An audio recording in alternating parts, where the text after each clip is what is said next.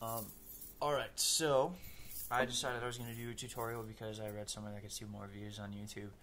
I figured I'd pick a song that I think a lot of people don't play too correctly. I don't really hear kids or my peers or anything like that playing this song very well most of the time. So I decided I would do Under the Bridge by Red Hot Chili Peppers because I really love that song.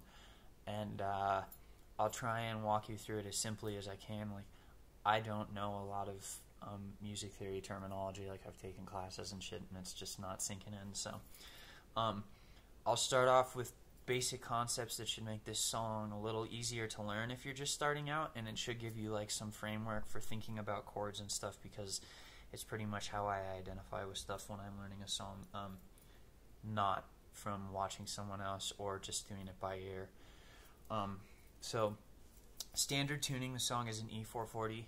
You can get on YouTube and find a bunch of different ways to tune it. Make sure your guitar is in tune whenever you're trying to learn a song, and make sure it's the correct tuning. A lot of stuff from the 80s is an E flat, and a lot of stuff from the 90s is usually E standard, I think. It was just kind of a craze for a while. So tune up, make sure your guitar's spot on so that you can listen to the song and use it as reference, because you'll find that your ear is actually a lot more, if you've gotten far enough to think about that song, your ear is probably a lot more attenuated to that kind of stuff anyways. You should be good to figure that out, and having that as a guide will really help you. So I'm going to give you the basic ideas. Change the camera here a little bit so you can see my hands. Alright, so with chords, the easiest way to think about chords is they all fall into 5 basic chord categories. I am stealing this from some guitar method book somewhere that I tried to pick up on when I felt like I was going to learn theory and be some super shredder, and I decided I like Jack Johnson, so whatever.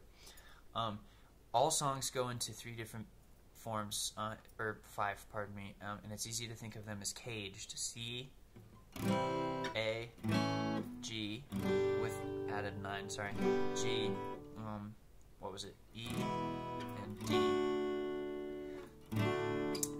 If you think of any chord, you can basically use the root from any of these chords, and move that position up and down the neck to get different chords based on whatever your root note is. And then, you know, sometimes it's easier for 7ths and 9ths or jazzy kind of shits or bluesier stuff. So try and start thinking of things like that. Basically what that means is if you have this, which is an E chord based on the root notes, the tone, and where's the other one? Yeah. That's an E chord. If you move that up and down, you're still using the same set of tones, so you can think of it as an E form chord. Basically, all you have to do is move the nut, and that's where bar chords come in. This is the nut, in case you're thinking dirty. This song is going to deal mostly with E form. You can see there. And A form chords.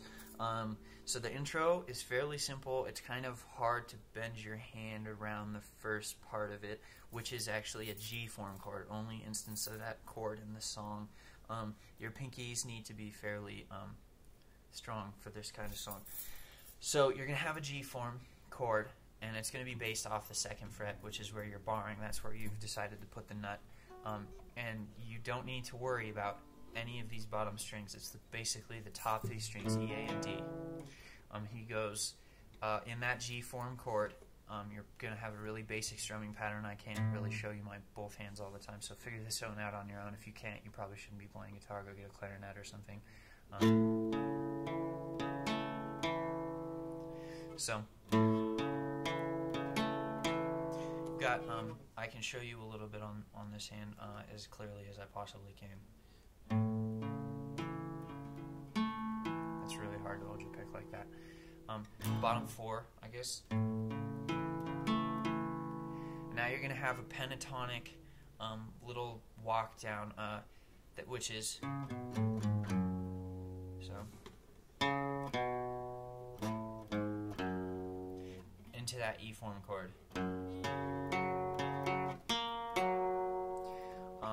A pentatonic, really easy. Another thing to look up, you can find it on tabs, so I'll only show you one time, but a pentatonic box is basically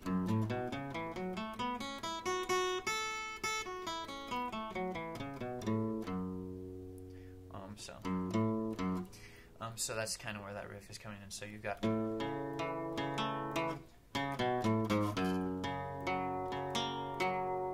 picking pattern. You can figure that out from the song. I mean, strum along, but for the first part, you're basically going to be on the bottom 4 or 5 strings. You don't really use the E too much in the intro. And then, so the second part, besides that, is another pentatonic run off of your D string.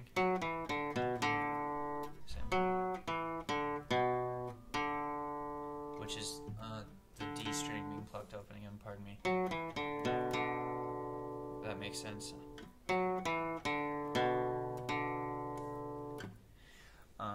That's that riff. Now there's a D. It's not really a D form chord, that's actually just a D. You're not fretting this note right here, which is on the E string, that other, what is that, E, F. You're not going to be fretting that F, you're going to just be fretting the bottom two, so it's usually easier just to play it with, you know, the Velociraptor claw right here. And your hammer-on that he uses right here is up to that 5th string, or that 5th fret, pardon me, on your B string. You might want to try it with your ring finger. I use my pinky because I was taught that's the correct way to use your fucking pinky. So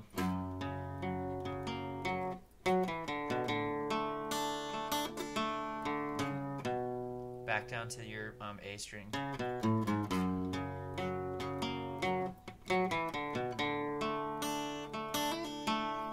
then you're going to have this little step up that he does here.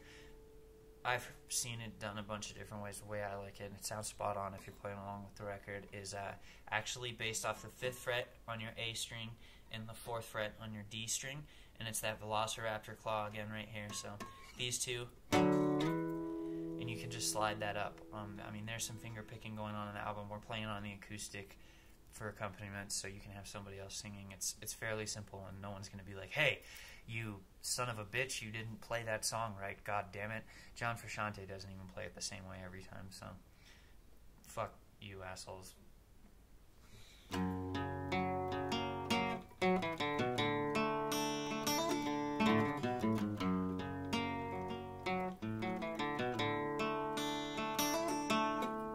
Which is a big jump. Sorry, I don't usually play with a pick.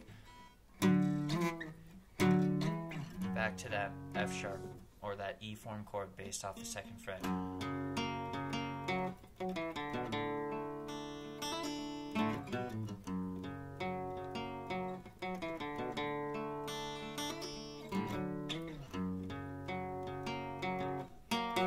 That part's key. At the end when he's about to shift up, listen along to the album, get that. You kind of got to do it on your own or else you're never going to play the song right. You can't just like watch me and no, it's not. Now we have the A form chord I was telling you about, which is going to be based off the 7th fret because that's where we're putting our nut.